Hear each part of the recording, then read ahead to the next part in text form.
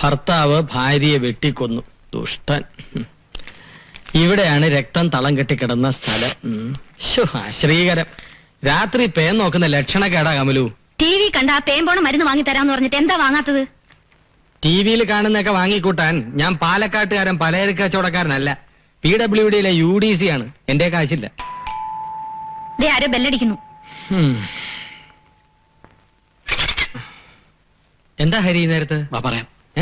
ഒന്ന് ഇങ്ങോട്ട് വന്നേ, ഒരു കാര്യമുണ്ട്. അല്ല, കമലും പിള്ളേരും ഒറ്റയ്ക്കേ ഉള്ളൂ. പെട്ടെന്ന് ഇങ്ങോട്ട് വരാം, അത്യാവശ്യം ഉള്ളതുകൊണ്ടല്ലേ വിളിക്കുന്നത്. ഓഹോ. കമലു വാലടച്ചേ. എങ്ങോട്ടാ ഈ നേരത്തെ? ഞങ്ങൾ കേട്ടോളൂ. വലിച്ചു കിടന്നപ്പോ അവനോ ബുദ്ധിയില്ല. ഉണ്ടായിരുന്നെങ്കിൽ സ്വയം ഒഴിഞ്ഞു പോകുമായിരുന്നു. ഇനി അതൊന്നും പറഞ്ഞിട്ട് കാര്യമില്ലല്ലോ. ഇനിയെങ്കിലും എന്റെ പെങ്ങൾക്കൊരു ജീവിതം വേണം. കണ്ണനെ പറഞ്ഞ് മനസ്സിലാക്കേണ്ടത് നിങ്ങൾ രണ്ടുപേരും. ശരിയാ, കോടതിയും കേസൊന്നുമില്ല തീരുന്നെങ്കിൽ അതല്ലേ നല്ലത് ഹരി. ഇത് രാധികയുടെ തീരുമാനമാണോ? അതെ, അവൾ ഒപ്പിടാൻ തയ്യാറാണ്. അവൾക്ക് വേണ്ടെങ്കിൽ കണ്ണനും വേണ്ട. അതാണ് ബുദ്ധി. തീയതി നിശ്ചയിച്ചിട്ട് ഞാൻ അറിയിക്കാം. ജീവൻ പോയാലും അവന് ഇതിന് സമ്മതിക്കും തോന്നുന്നുണ്ടോ? അതിനും ഉണ്ടടാ ഒരടവ്. ഒരടവ് അടവെടുത്തെടുത്താണ് അവൻ അടി തെറ്റി വീണ് കിടക്കുന്നത്. പിന്നെ കൊണ്ടുവന്ന അടവ്. മിണ്ടരുത്. എന്ത് ചെയ്യണമെന്ന് എനിക്കറിയാം.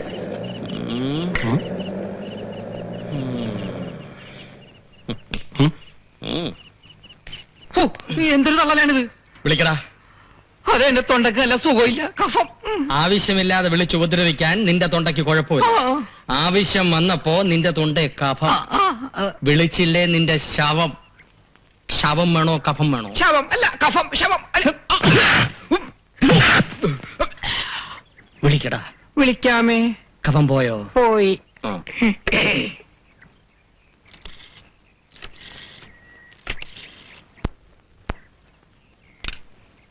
ഹലോ ഹലോ, കണ്ണനല്ലേ? ആരാ? കണ്ണന്റെ മിസ്സിസാ, രാധിക. എന്താ രാധികത്? എത്ര നേരം ഞാനന്ന് കാത്തു നിന്നത്? അച്ഛനൊന്നും പറഞ്ഞില്ലേ? അച്ഛൻ പറഞ്ഞു, ഇനി എനിക്ക് കാത്തിരിക്കാൻ വയ്യ കണ്ണേട്ടാ.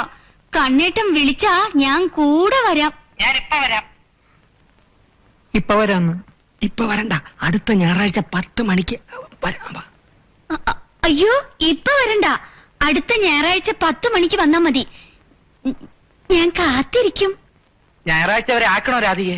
എന്താ കണ്ണേട്ടാ ഇത്ര ധൃതി? ഇത്രയും ദിവസം കാത്തിരുന്നില്ലേ? ഒരു 10 ദിവസം കൂടെ കാത്തിരുന്നാൽ എന്താ? കള്ളൻ. ഞാനേ ഇനി ഒന്നും പറയണ്ടേ? ഒന്നും പറയണ്ട.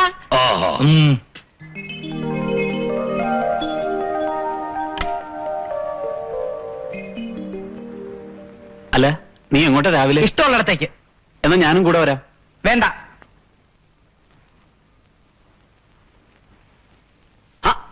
നീ ഷർട്ട് ഇപ്പൊ വാങ്ങി? സൗകര്യമുള്ളപ്പോ. നീ പുതിയതൊന്നും വാങ്ങിയില്ലേ? നിന്റെ ഒരു പഴയ ഷർട്ട് ഞാൻ എടുത്തോട്ടെ? വേണ്ട. എടാ, എനിക്ക് ആകപ്പാടുള്ളത് നീ തന്നെ പഴയ ഷർട്ടാ. ഒരെണ്ണം ഞാൻ എടുക്കും. നാണമില്ലാത്തടുത്ത് പറഞ്ഞിട്ട് എന്താ കാര്യം?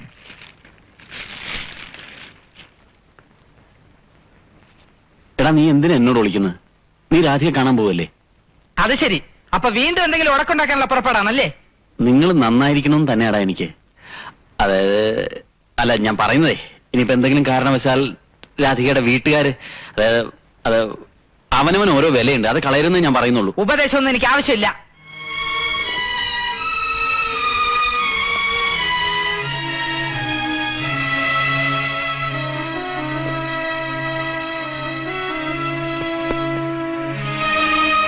കാരണം നീ ഷൂസ് ഇട്ടത് മാറിപ്പോയി.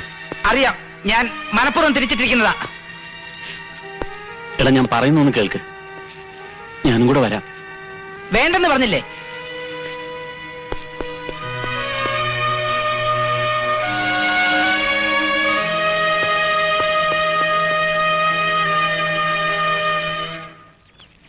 ഹരി,